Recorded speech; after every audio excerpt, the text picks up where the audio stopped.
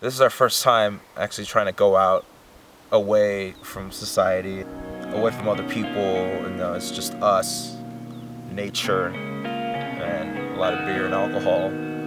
But, you know, other than that, we have nothing else to do but write music, so we have the ability to jam in our cabin any time of the day. Having that freedom and that time kind of helps you to free your mind from a lot of things. It helps you to get into the groove and get into the act of creating and writing music together as a band, because one person might create a song, but when that song is played by your bandmates, then it's not your song anymore, it's everyone's.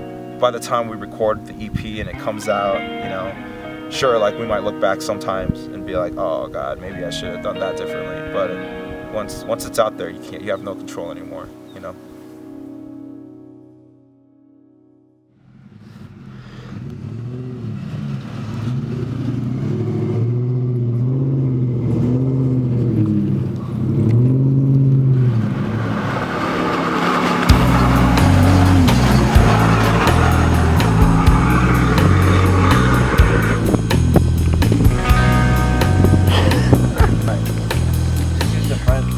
Can't start a fucking fire. Can't make a fucking win a golf club. We only have one shot to do this because he just touches. You gotta Do some practice swings for the shot. I know. Alright, here we go.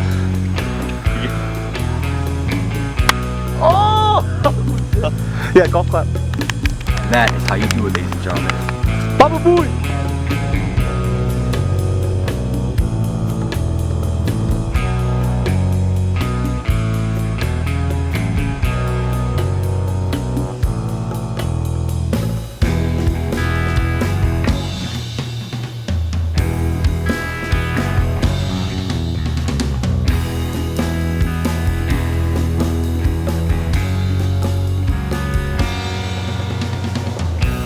People don't really know this, but you know, we've been a band for a while now. Josh, me, and Michael, we've been a band, we've been a group playing music together since 2003, 2004. I think I met Daniel first, and then hanging out with him in 7th grade, and then met Michael through that. We were just a bunch of kids that went to school together, and we thought what would be fun this summer to do. Maybe we should learn instruments. I told the two guys that I played guitar and I didn't play anything, and so they gave me a bass. And that's how I got stuck with the bass. Back when we were in middle school, every day after school we'd just go practice. Like Friday night, hey, band practice. We found ourselves in this situation where we were a pretty decent band as kids, and we just kept going. I came across these guys in high school. I know they knew each other, but we all started around the same age, I think when we were around 13. Daniel found out I played guitar, met up with him one day at a show, and kind of for fun, just took Daniel's guitar and he got to do the frontman thing for a bit. If you guys look over right here, this guy's Ray. He said he'll help us out with these last few songs. It kind of just snowballed from there. I feel like our chemistry works so well because we're just friends that decided to start a band. We're not musicians who decided to find a band. I just know Adam because I did sound for his old, him and Ray's old hip-hop thing. I ended up playing for a hip-hop group called Calico. Came to practice one day, the garage opens up and Ray's in there. I'm like, what the hell? I recognize you. I'm like, dude, you're from Dennis is Dead. I think I remember when we were looking for another guitar player, Ray just Adam a few times, and you know, I'm just like, oh, what the hell, you know, give it a shot. At least it's someone that someone knows and not, you know, random people on Facebook be like, oh, let me try that for a band. It's not one of those Craigslist bands and it's 5 guys. We had that social aspect down first. The band found me. Honestly, I didn't give 2 shits about Dennis is Dead. I was trying to do my own thing. This long-haired fool named Raymond Charles Caceres. I would call it harassment. He was harassing me day in and day out. Came in, the band was in shambles. Thanks to me, we're here. Resurrection. Yeah. What do you expect from this new record? What I expect from this new record is simple. I expect greatness.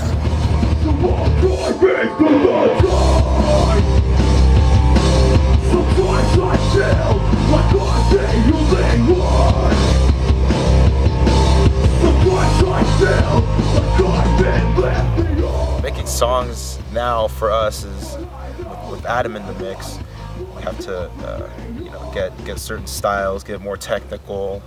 I've got to contribute a lot more because when I joined the band, Close to Home was already kind of put together, because I'm more of like a more technical background, so I'm trying to incorporate some of that into the more melodic stuff Dennis is Dead does. It's gonna be a long process because gotta try and do different things this time around.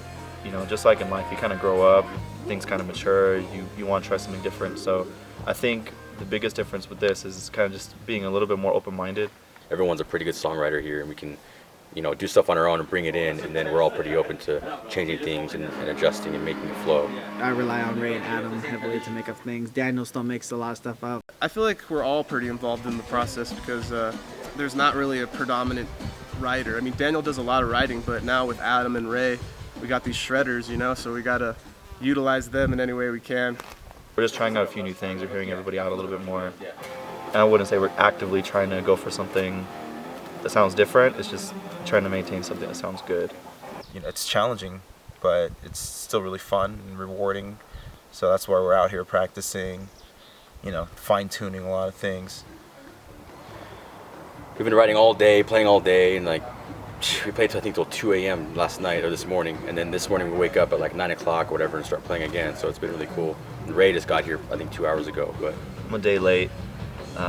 These guys came up here. So far it's been good from what I heard. I mean, I walked in, they had pretty much one of the new songs already done.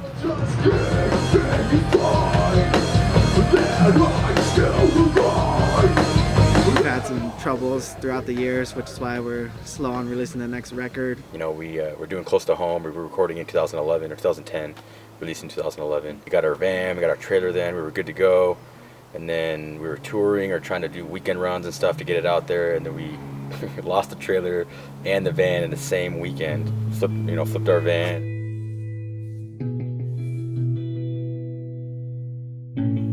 This next EP really is going to be a deciding factor in the future of this band, because it's true that we all are growing up and we're all, having these different desires in life. I wish we could put 100% into this band, but like I said, being in a band and being adults now, you gotta take other factors like money. And the band has always been there. It's our bottom bitch, but there's a lot of things we want to pursue.